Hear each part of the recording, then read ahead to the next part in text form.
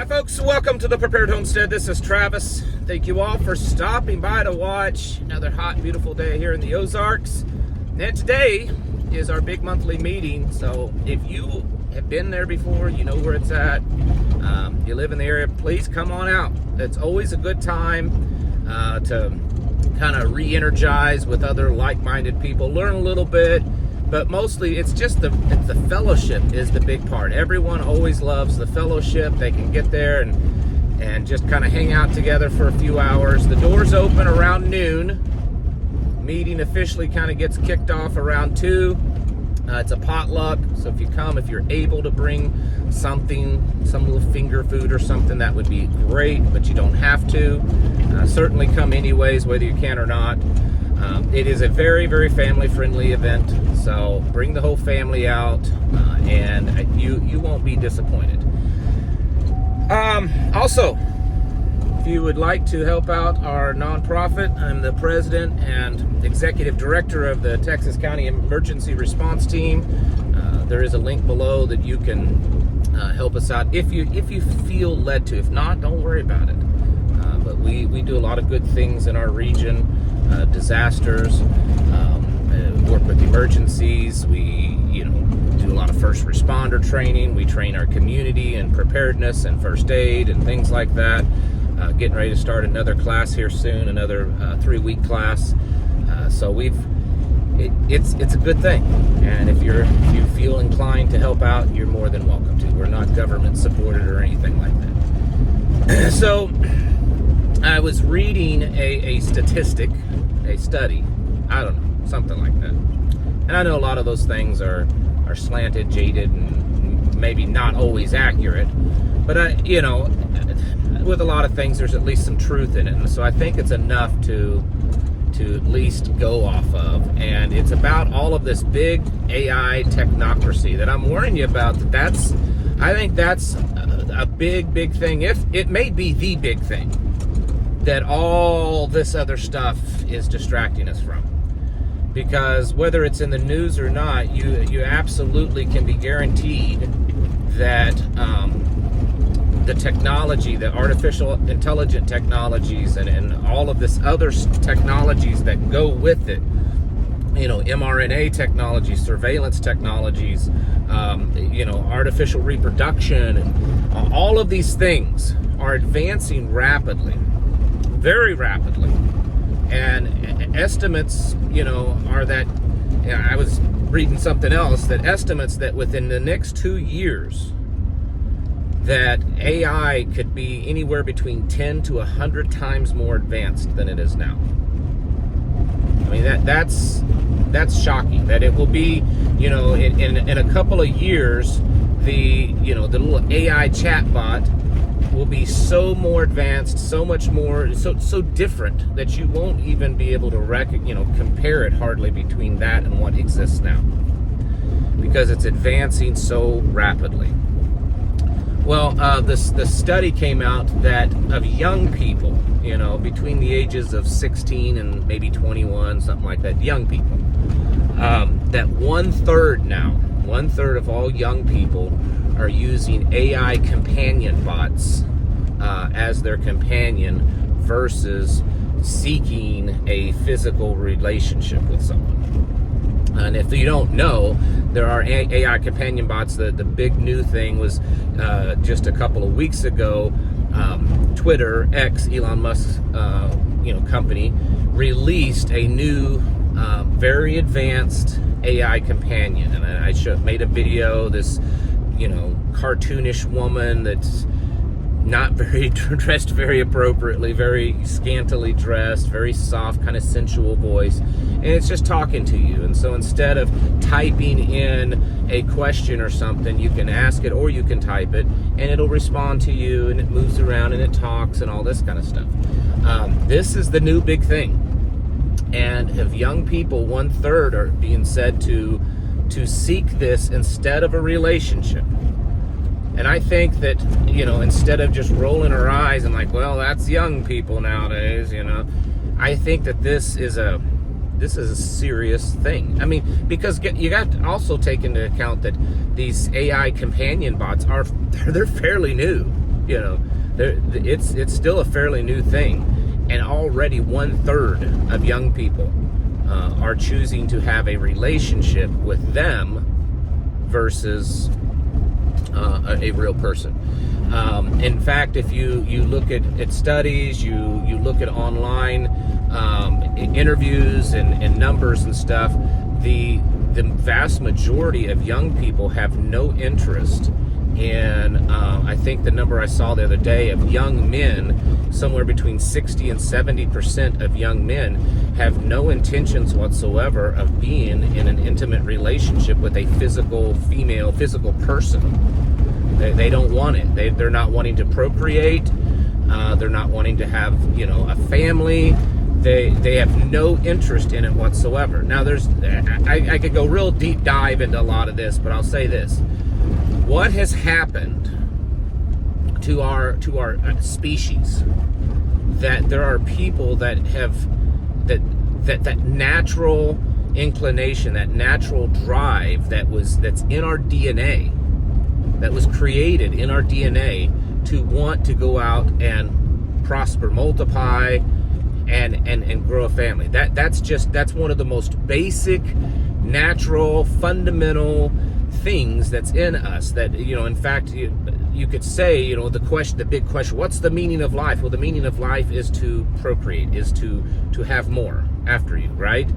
And so now we have a generation of people growing up that they don't even feel that drive whatsoever.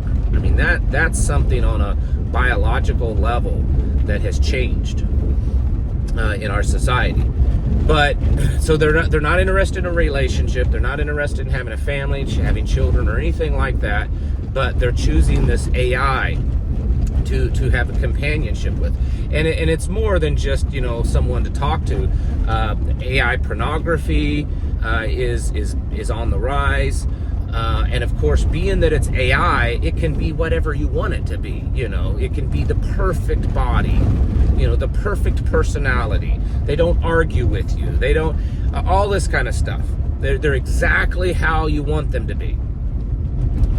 And this is shocking because the AI and the technologies, and you have to understand, it's all encompassing. We may see one aspect of technology advancing there and then another one over here. It's all connected, folks, because it's all going to come together little by little to work together. Robotics, mRNA technology, surveillance, drones, of course AI, cryptocurrencies, and all of this stuff. It's all coming together. Advances in medicine. In fact, that is one of the areas that the general consensus is that in the medical field, that will be the first area that AI advances to the point that it's actually kind of in charge. So probably one of the first things you will see in the next year or two, you'll start seeing that on a regular basis, normalizing that instead of seeking a physical doctor, it will be an AI being your doctor. The AI will, it'll diagnose you, it'll write the prescription, or at least it'll suggest it, and maybe a physical doctor sign off. Then at some point, it'll just be the AI and nothing else. This is happening at an insanely rapid pace, and I think because most people, and I'm not putting any of you down because I fall into this same category, we're not out there using this technology on a daily basis. We're not,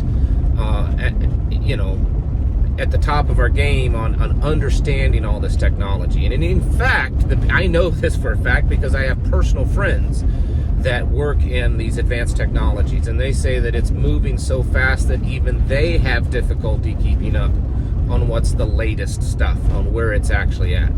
But it's moving so fast, it's so advanced that the average person they don't think about it. They're not, we grew up in a world without it. And it is coming at us extremely fast, folks. If you look at some studies of, where all of this will be in the next 2 to 4 years, which is 2028 to 2030, it's shocking. They are trying to build something like what you would see in a Hollywood movie. I mean, where you're not procreating with humans. It's all going to be test tube babies, artificial insemination, or something like the in vitro. All of this kind of stuff, which has been talked about in the last year or two, as being pushed. We can develop this baby that doesn't have any diseases or deformities, and all this kind of stuff. You don't have to have a relationship with someone. It's insanity, and it's because they're trying to play God. There was a post online yesterday. I don't even know who it was. I think it was this guy, some kind of professor, philosopher. I don't know. I have no clue.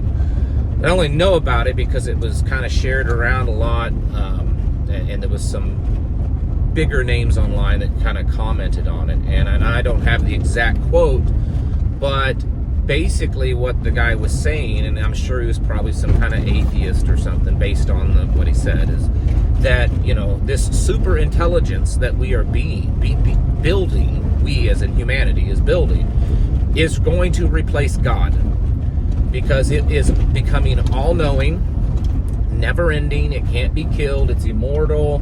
It can know the past. It can predict the future. It will be all-encompassing on our lives, and it can heal and do all these things, fix problems, come up with solutions, and it is replacing the old God of our past. I mean, that's exactly what's going on. People already today, right now, are using artificial intelligence at an astonishing rate for, other than just companionship, for advice, for counseling, for business advice, investments, medical health, just how to do their day-to-day business. And it's kind of, right now, AI, it seems harmless, right? It's benign. It's just a software that can come up with solutions very quickly and easily and fairly accurately. But at what point is that software starting to direct and lead your thoughts and your opinions? And we know it's possible because that's exactly what's been happening for several years with just social media algorithms, which are a type of artificial intelligence on a smaller scale, I understand, but it's still the same way. I mean, a lot of people believe the first publicly used, widely used AI was probably the first Facebook algorithms, where it was kind of directing you, learning about you, and then directing you, whether it would be advertisements or places in the internet to seek and people to meet and things like that. This is happening rapidly, and I think personally that all of this is leading us to the beast system. It's never going to probably be called that, and when we call it that, we'll be, oh, you're crazy, you're a lunatic. But to have this global entity that is all-knowing, can answer any problem, any question, and it may not be one singular AI, it's just lots of different ones that's interconnected, that all of this kind of stuff, and then it can take care of your medical problems. It's creating vaccinations that will cure all these diseases. It's creating gene modifying things that will cure diseases. All of this stuff that seems so far-fetched sci-fi, it's happening right now. It's happening while you're all busy wondering about Epstein, myself included, and Obama, or wars, or economy, or gas prices, whether they're below $2 or above $2 a gallon. All of this kind of stuff. All the drama, all the distractions, all the chaos. The solution to the chaos is actually being developed as we speak behind the scenes.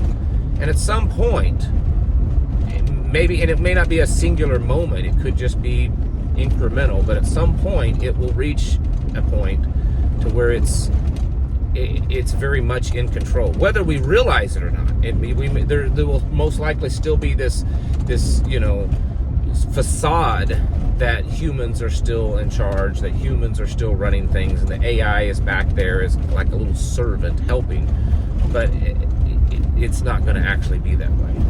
So we need to wake up to this. We need to prepare for this.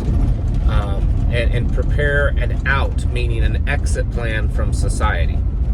Because it's going to get to the point that it will be controlling every aspect of your life. And that's a scary place. Folks, it's time to get your houses in order and prepare yourselves mentally, physically, and spiritually. Thanks for watching. Catch you in the next video.